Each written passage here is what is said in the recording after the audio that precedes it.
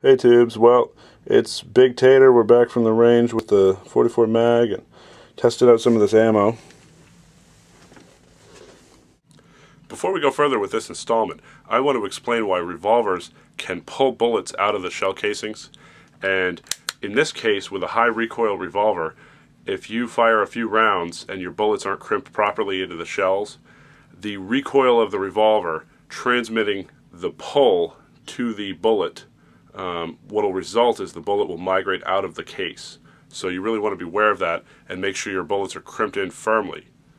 Another reason you want the proper crimp on your rounds is because in order for your powder to combust properly and in a uniform way that is consistent among shots, is you want to make sure that the pressure is the same in the case every time.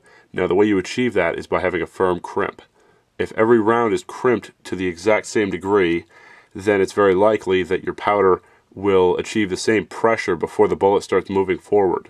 Now the more pressure in your shell casing before the bullet gets propelled, the more uniformly the powder is going to burn, and the more consistent your shots are going to be, and the tighter your groups are going to be. So it's really a win-win situation. You want to make sure they're crimped properly.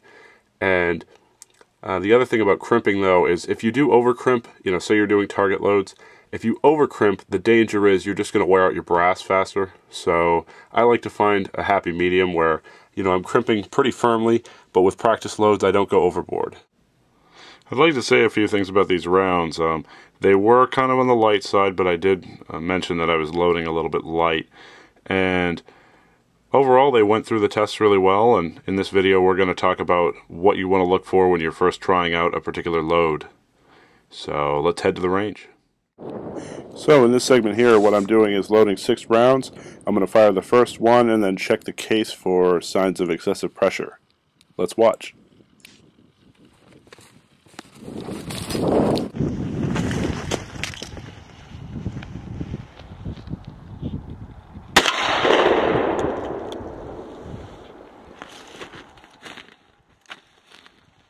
Okay, now you'll notice I'm checking the case for ease of ejection. You'll notice the case popped out nice and easy, and the primer is not flattened out on the back face, so these rounds look like they're good to go so far.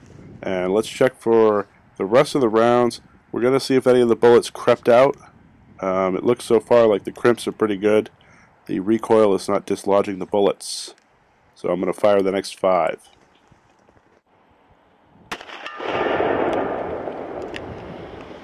Can you get it on the tank, please?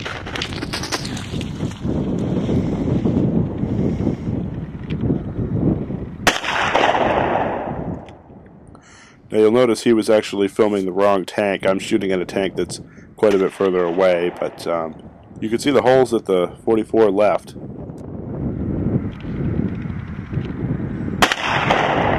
This bullet hasn't, this is the 6th one I haven't fired, and it hasn't pulled, so we know the crimp is tight enough.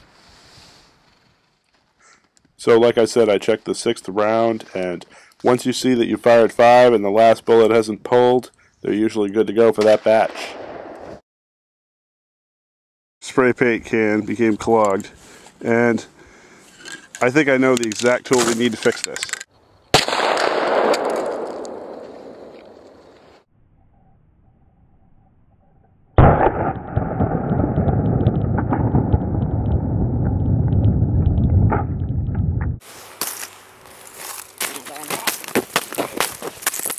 So that's, yeah, we don't have it's not clogged anymore.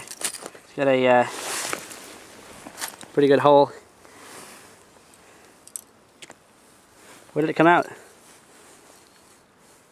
It didn't, it just skimmed it. Thanks for watching, and stay tuned for the next segment, bullet casting.